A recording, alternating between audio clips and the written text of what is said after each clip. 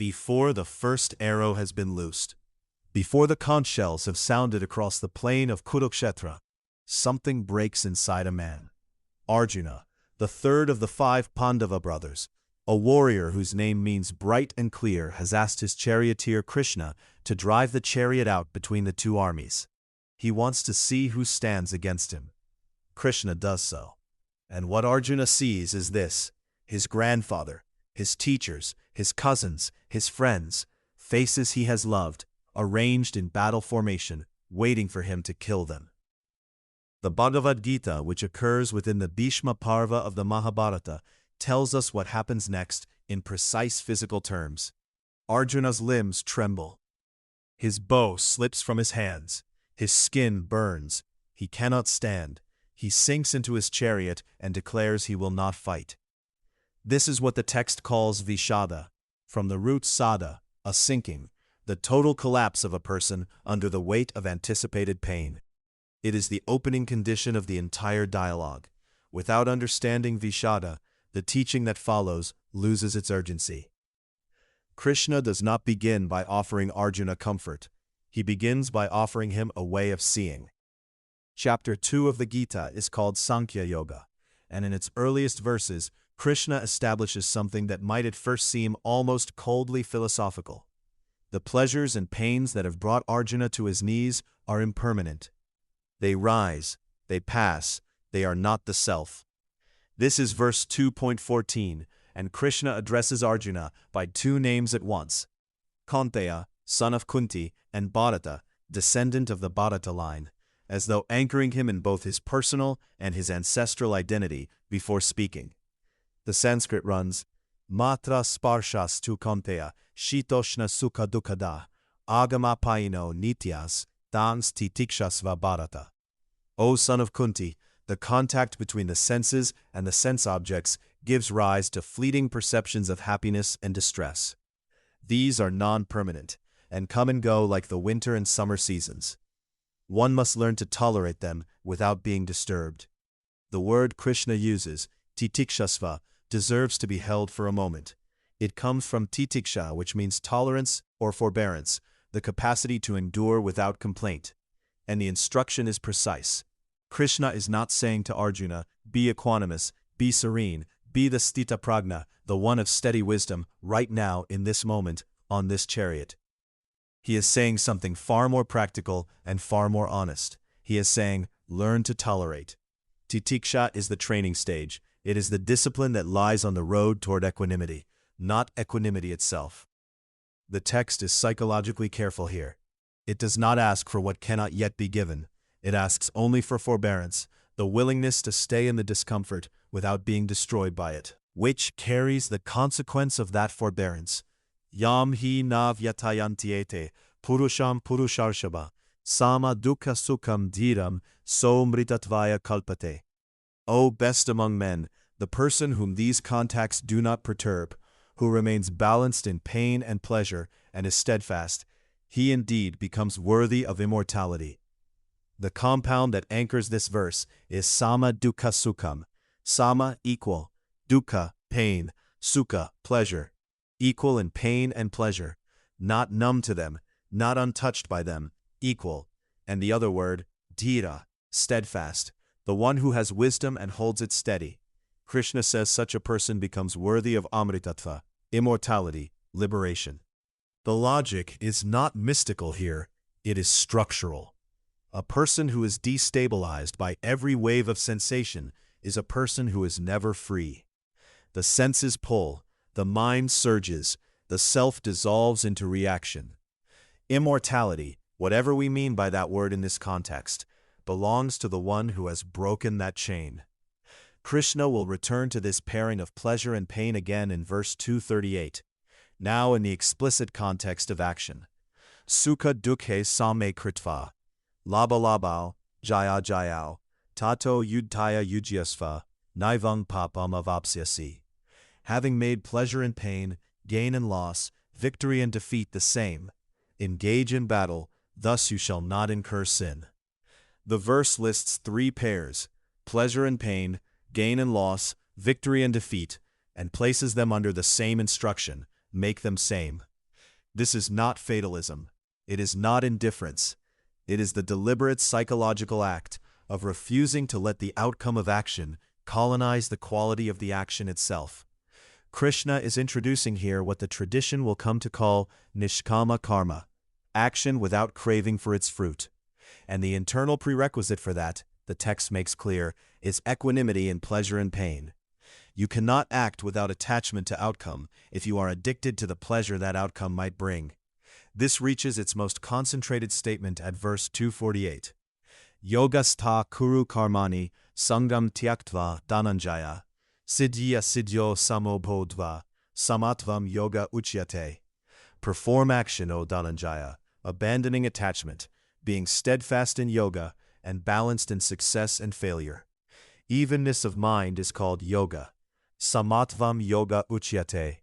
These 4 words are among the most philosophically significant in the entire text. Yoga is not a posture. Yoga is not a technique. In this verse, which Shankara, the 8th century commentator, takes as pivotal, yoga is defined as samatva, evenness, equanimity, sameness. The word samatva comes from sama plus the abstract suffix tiva. It is both method and result, both practice and arrival. The Gita does not separate the two. The practicing of evenness is already yoga. This is one of the more quietly radical statements in Indian philosophy. Consider what it means to carry grief, and also to remain capable of action. A woman in her early 40s whose marriage has been slowly dissolving over several years, not dramatically, not through betrayal, but through the accumulation of distance and silence, knows something about this. She still wakes up. She still makes breakfast for her children. She goes to work. She is not numb. She feels the loss with full clarity, but she has found, without necessarily naming it, a way to hold the pain without being wholly operated by it. She does not perform happiness she does not feel, but she does not abandon the duties in front of her. This is something the Gita recognizes not as a small achievement, but as the very definition of the disciplined state. Samatva, Kṛṣṇa says, is yoga. Now, having laid out this architecture across verses 14, 15, 38, and 48, the text does something remarkable. Arjuna himself asks the follow-up question. This is verse 2.54. Stita pragnasya ka bhasha samadhistasya keshava. Stita dihi kim prabhasheta kim asita vrajeta kim. O Keshava, what is the disposition of one who is situated in divine consciousness? How does an enlightened person talk? How does he sit? How does he walk? This question is the turning point of the dialogue. Arjuna has moved from viṣāda, from paralyzed grief, to philosophical inquiry. He is asking, what does this look like in a body? Not as a concept, but in actual speech, actual posture, actual movement. What are the marks of a sthita prajna? Literally, one whose wisdom, prajna, is firmly established, sthita. Kṛṣṇa's answer in verse 256 gives the first behavioral marker with extraordinary psychological precision. Dukheshva nudvigna manaha, sukheshu vigata spriha, vita raga paya krodha, stitadhir muniruchyate. One who is not disturbed in mind, even amidst the threefold miseries, or elated when there is happiness, and who is free from attachment, fear, and anger. He is called a sage of steady mind. 2 compounds deserve slow attention here. The first, anudvigna manaha, the mind that does not rise in agitation. Udviga is the surge, the uprushing of the nervous system in response to what hurts. Anudvigna is the negation of that surge, and the text is careful. It does not say the sthita prajna feels no pain. It says the mind does not surge in reaction to pain. The experience is there. The compulsive reactivity to the experience is not. The second compound on the pleasure side, vigata spriha, one from whom longing has departed. Spriha is craving, the reaching for more, the wish to repeat and escalate pleasurable experience. The sthita prajna, in happiness, is not already thinking about how to preserve the happiness or extend it. The pleasure is received. It passes. The mind does not grasp after it. These 2 words together, anudvigna and vigata spriha, are among the most psychologically precise formulations in classical Sanskrit literature.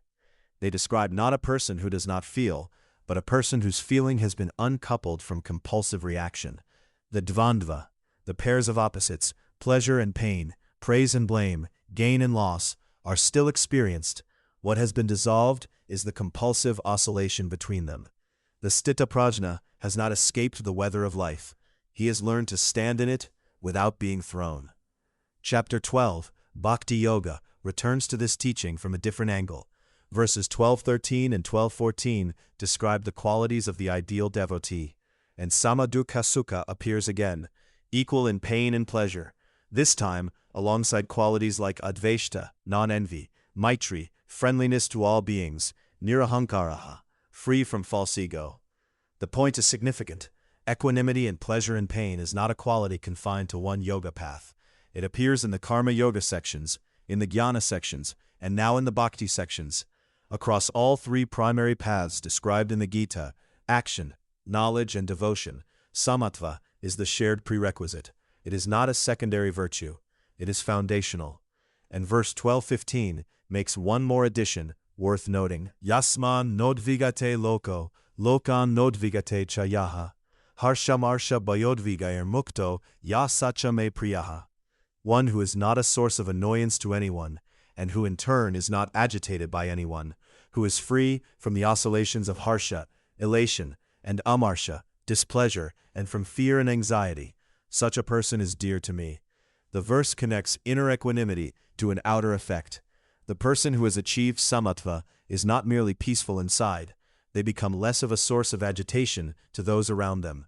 The internal work radiates outward. Think of an older man, perhaps in his mid-60s, sitting with his father in a memory care ward. His father no longer reliably recognizes him. Some visits the recognition comes, briefly, and those moments are luminous. Other visits the old man looks at his son with a stranger's eyes. The son has learned, over 2 or 3 years of this, to receive both equally. Not to brace against the blank look, not to grasp at the moments of recognition as though he could hold them in place. He is still moved, but he is no longer destroyed by the one or feverishly elated by the other. Something in him has settled. He doesn't know the Gita, but the Gita knows him. What to carry forward into your actual day? The text draws a distinction that is easy to miss. Kṛṣṇa does not ask Arjuna to stop feeling. He asks him to stop being operated by what he feels. Pain will come, pleasure will come, both will pass. The question the Gita keeps returning to is not how to avoid these contacts, but how to receive them without losing yourself inside them. Titikṣā first, tolerance, forbearance, the willingness to stay. And over time, something the text calls Samatvaṃ, evenness of mind, which is not a mood, but a posture of the whole person, quiet, undefeated, and free. The steadfast one, the dhira, is not someone who has stopped being human. He is someone who has decided that the weather of experience will not write the final word about who he is.